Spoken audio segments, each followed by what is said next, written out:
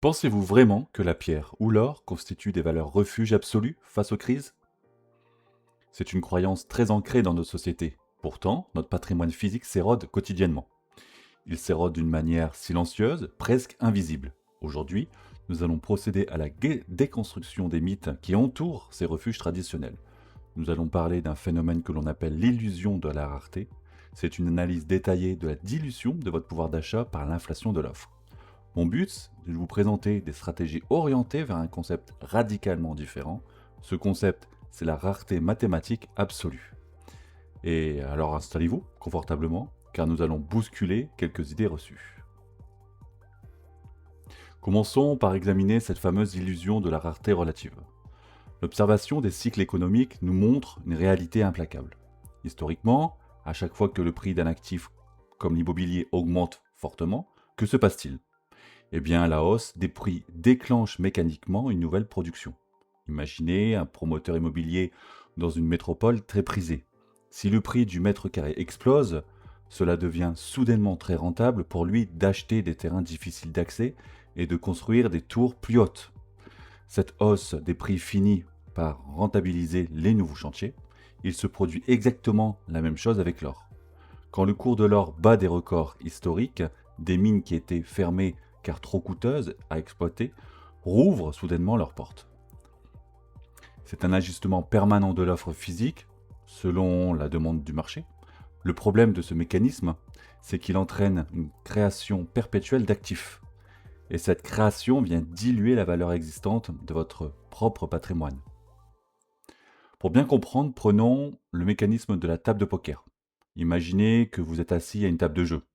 Au milieu de cette table, il y a un pot central représentant la richesse mondiale totale. Vous avez une excellente main. Vous pensez avoir gagné une belle part de ce pot. Mais soudain, le gérant du casino arrive avec un énorme seau rempli de nouveaux jetons. Il verse ces jetons sur la table. Cette injection continue de liquidité dévalue immédiatement chaque unité restante. Vos jetons représentent désormais un pourcentage beaucoup plus petit du pot total. C'est très exactement ce que font les banques centrales. Cette injection monétaire dévalue mécaniquement chaque euro ou chaque dollar que vous possédez. Face à cette perte de pouvoir d'achat programmé, les épargnants cherchent des solutions. Cela provoque une fuite forcée vers des réserves que l'on espère inaltérables. Mais comme nous venons de le voir, l'or et l'immobilier finissent toujours par s'ajuster. C'est ici que nous devons adopter un angle contrarien. Vous entendez souvent dire que la volatilité de certains actifs numériques les rend infréquentables. Mais en réalité, cette volatilité est une véritable signature mathématique. Prenons l'exemple d'un protocole informatique qui impose une limite d'émission définitive. Le système est conçu pour s'arrêter exactement à 21 millions d'unités. Il n'y en aura jamais une de plus. Cela crée une offre totalement inélastique face à la demande. Si un milliardaire décide soudainement d'acheter massivement cet actif, on ne peut pas ouvrir de nouvelles mines. On ne peut pas construire de nouveaux chantiers, puisque l'offre est inélastique. Elle répercute intégralement les chocs de demande, et ces chocs sont alors répercutés violemment sur le prix. La volatilité n'est donc pas un défaut, c'est la preuve que personne ne peut diluer cet actif en imprimant de nouvelles parts. Faisons maintenant un comparatif structurel des différents paradigmes monétaires et patrimoniaux. Analysons d'abord la monnaie fiduciaire, comme l'euro ou le dollar. Son émission repose sur une impression illimitée via des politiques discrétionnaires.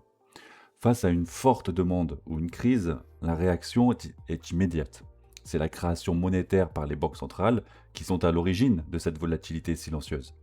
Ensuite, prenons les actifs physiques. Leur production est modulable selon les cycles économiques. Face à la demande, la réaction est l'ouverture de nouveaux chantiers. La volatilité de ces secteurs dépend souvent des taux d'emprunt fixés par les institutions. Et enfin, observons la rareté absolue. L'émission y est soumise à la limite mathématique stricte et inéviolable. Face à une explosion de la demande, il n'y a absolument aucune augmentation de l'offre. L'origine de la volatilité repose uniquement sur des choses et des chocs de demande pure. Le stockage et le transport passent d'une logistique lourde et coûteuse à une simple mémoration numérique. Concrètement, comment intègre-t-on ces concepts sans prendre des risques démesurés? Il faut construire l'architecture d'un portefeuille résilient. J'aime visualiser cela comme une pyramide d'allocution combinant la sécurité institutionnelle et la symétrie. La base de votre pyramide, c'est la fondation majoritaire. Elle se construit via des outils classiques comme le plan d'épargne en action, donc PEA, adossé à un fonds indiciel monnaie mondiale. Au-dessus, vous construisez une couche intermédiaire. C'est votre épargne de précaution disponible immédiatement pour les imprévus de la vie. Et tout en haut de la pyramide, à la pointe, vous placez une exposition minoritaire. Cette petite poche est spécifiquement dédiée à la rareté absolue pour chercher de la performance. Faisons ensemble une simulation pragmatique d'allocution pour un capital de 10 000 euros. Nous allons répartir ce budget étape par étape.